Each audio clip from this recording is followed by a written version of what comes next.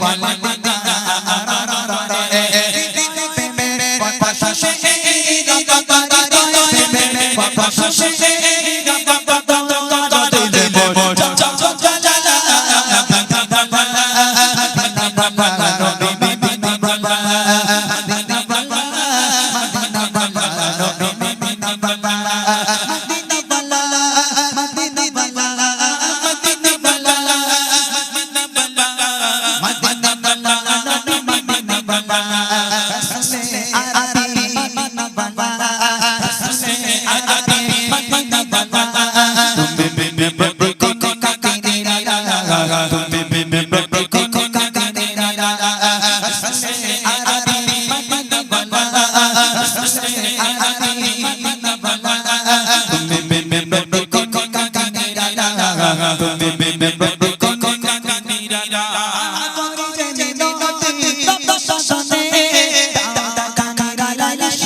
স্বপনে মিনতি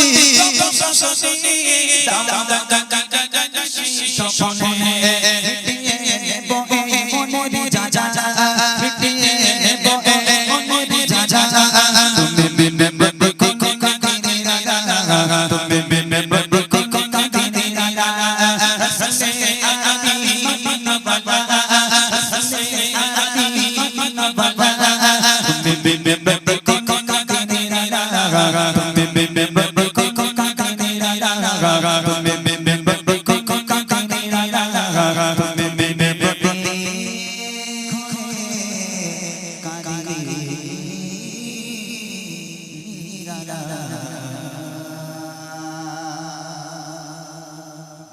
আল্লাহ রাসূল আম্মাজান খাদিজাকে বিয়ে করলো।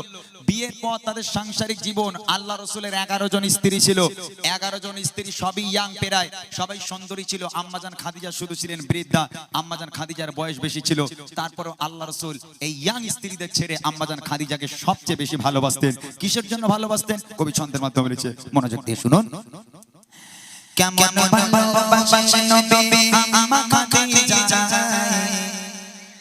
কেমন ভালোবাসেন নবী আম্মা খাদিজা, যে ভালোবাসায় খুশি হতেন আল্লাহ দয়াময়, যে ভালোবাসায় খুশি হতেন আল্লাহ দয়াময়। কেমন ভালোবাসেন নবী আম্মা খাদিজা, কেমন ভালোবাসেন নবী আম্মা খাদিজা, যে ভালোবাসায় খুশি হতেন আল্লাহ দয়াময়, যে ভালোবাসায় খুশি হতেন আল্লাহ দয়াময়। ধনী হয়ে আম্মা খাদিজা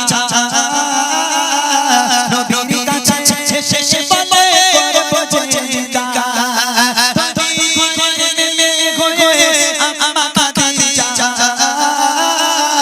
নবীর কাছে শেষে বলে করব জিন্দা।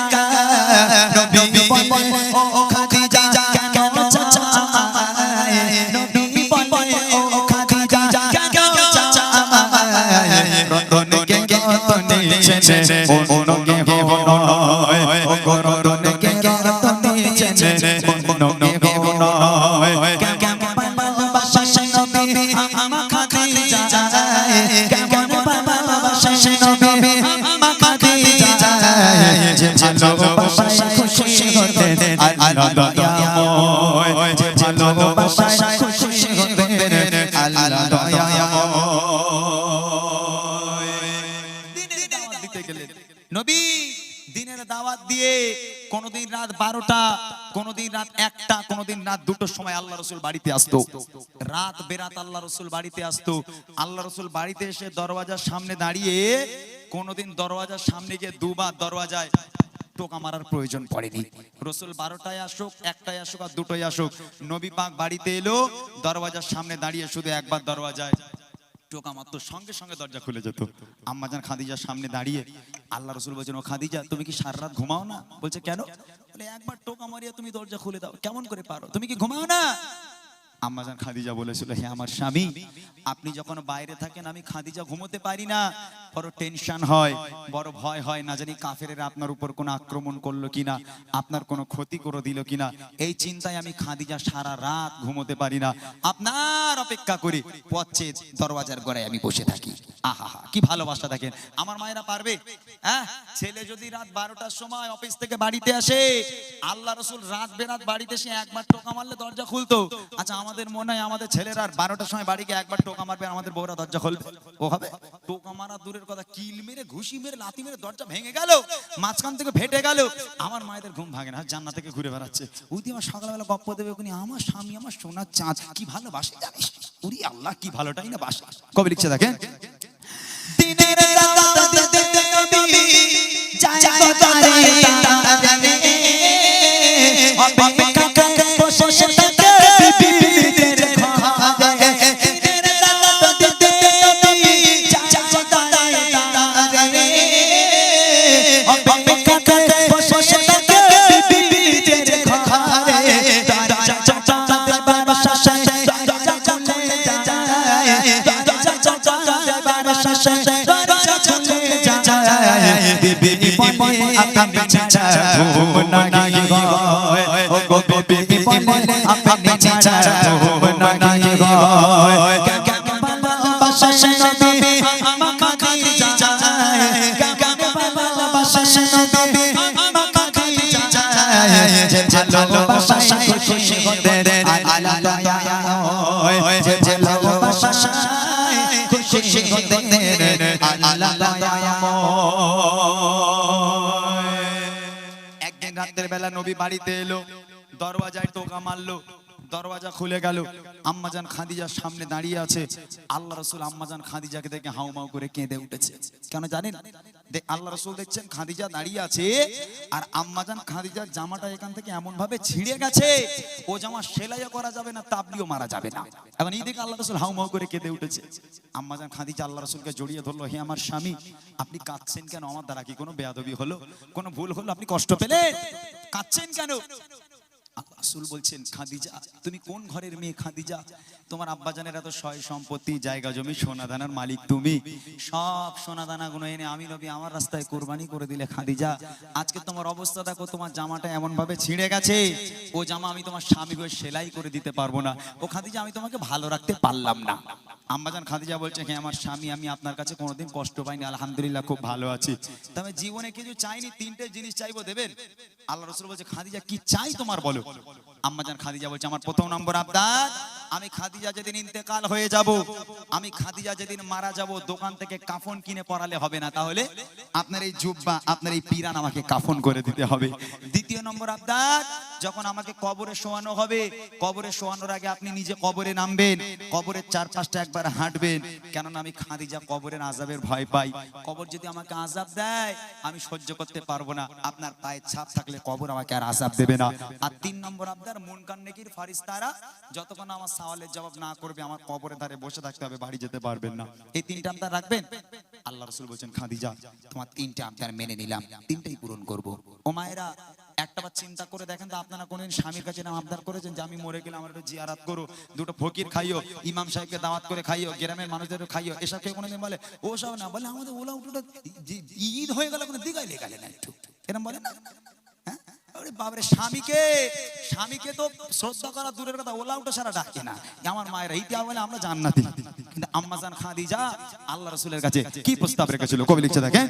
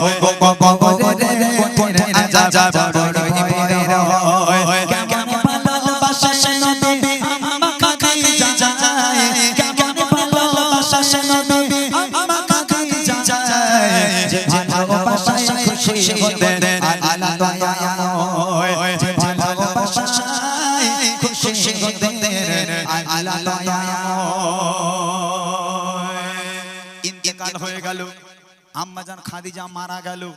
প্রথম নম্বর আবদার করেছিল জুব্বা দিয়ে কাফন পরাতে হবে, আল্লাহ রাসূলের জুব্বা দিয়ে খাদিজাকে কাফন পরানো হলো। দ্বিতীয় নম্বর আবদার ছিল আম্মাজান খাদিজার, যে আমাকে যখন কবরে শোয়ানো হবে, কবরে শোয়ানোর আগে স্বামী যেন কবরে নামে, কবরের চারপাশটা হাঁটে। আল্লাহ রাসূল কবরে নামলো, কবরে 4-5 পা হেঁটে এবার আম্মাজান খাদিজাকে কবরে শোয়ানো হলো। আচ্ছা, কবরে শোয়ানোর পর মুর্দাকে, মুখটাকে কিবলার দিকে রাখতে হয়, পশ্চিম দিকে রাখতে হয়। তো আম্মাজান খাদিজাকে কবরে শোয়ানোর পর আম্মাজান খাদিজার মুখটাকে নিয়ে যতবার পশ্চিম দিকে ঘোরানো হয়, কিবলার দিকে ঘোরানো হয়, আম্মাজান খাদিজার মুখ অটোমেটিক ঘুরে আবার আসমানের দিকে হয়ে যায়। আবার একবার চেষ্টা করা হলো, আবার একবার আম্মাজান খাদিজার মুখটাকে নিয়ে যেই কিবলার দিকে ঘুরিয়ে দিল, আবার এমনি এমনি ঘুরে অটোমেটিক আসমানের দিকে হয়ে যায়। সাহাবারাও পেরেশান, আল্লাহ রাসূলও পেরেশান, মুখ কেন কিবলার দিকে ঘোরে না? আবার একবার চেষ্টা করা হলো, আবার একবার নবী পাক যখন যেই খাদিজার মুখটাকে কিবলার দিকে ঘুরিয়ে দিল, আবার এমনি এমনি অটোমেটিক আসমানের দিকে হয়ে যায়। তিনবার মুখ কিবলার দিকে দেওয়ার পর আম্মাজান খাদিজার মুখ কেবলার দিকে ঘুরে না। ওই সময় আল্লাহ পাক আল্লাহ তাআলা খবর পাঠালে, আমার বন্ধু আপনি চিন্তা করবেন না, আমি আল্লাহ চাই না খাদিজার মুখটা কেবলার দিকে থাক। কেননা খাদিজা দ্বীন ইসলামের জন্য, কোরআনের জন্য আমি আল্লাহ আমার জন্য এত কষ্ট করেছে, এত রক্ত ঝরিয়েছে, নিজেকে এত কোরবানি করেছে। আমি আল্লাহ খাদিজার উপর এত খুশি হয়ে গেলাম, আমি আল্লাহ চাই না খাদিজার মুখটা কেবলার দিকে থাক, আমি আল্লাহ চাই খাদিজার মুখটা সরাসরি আসমানের দিকে হয়ে থাক, যাতে করে আমি আল্লাহ আরশে মুআল্লায় বসে বসে আমি আমার খাদিজাকে প্রতিনিয়ত দেখতে পারি। একবার জোরে বলেন না সুবহানাল্লাহ। স্ত্রী হতে হবে এরকম। আল্লাহ পাক দুনিয়ার বুকের একটা নারীকে সালাম দিয়েছিল, তার নাম হলো খাদিজা। কিসের জন্য? হ্যাঁ, আম্মাজান খাদিজা, আল্লাহ পাক বলছে ওরে দুনিয়ার সব মেয়েদের মুখটা কেবলার দিকে রাখ, কবরের মধ্যে শুধু খাদিজার মুখটাকে ছেড়ে দে। আমি আল্লাহ খাদিজাকে বড্ড বেশি ভালোবাসি, আমি আল্লাহ খাদিজাকে দেখবো, খাদিজার মুখটা আসমানের দিকে রাখ, আমি আল্লাহ আরশে মুআল্লায় বসে বসে কবরের মধ্যে থেকে আমি খাদিজাকে শুধু দেখতেই থাকবো। আহা কি ভালোবাসা। শেষ কথা কবি লিখছে, যত সবাই খাদিজাকে কেবলাতে মুখ করে, তত বাড়ি আসমানের ওই দিকে যায় ঝরে। আল্লাহ বলে ও নবী চার কিছু নাই, আল্লাহ বলে ও নবী চার কিছু নাই, খাদিজাকে দেখবো বলে আমি সর্বদা, ও খাদিজাকে দেখবো বলে আমি সর্বদা। কেমন ভালোবাসা সে নবী আমার খাদিজা, কেমন ভালোবাসা সে নবী আমার খাদিজা, যে ভালোবাসা খুশি গদে আল্লাহ দয়াময়, যে ভালোবাসা খুশি গদে আল্লাহ দয়াময়, যে ভালোবাসা খুশি গদে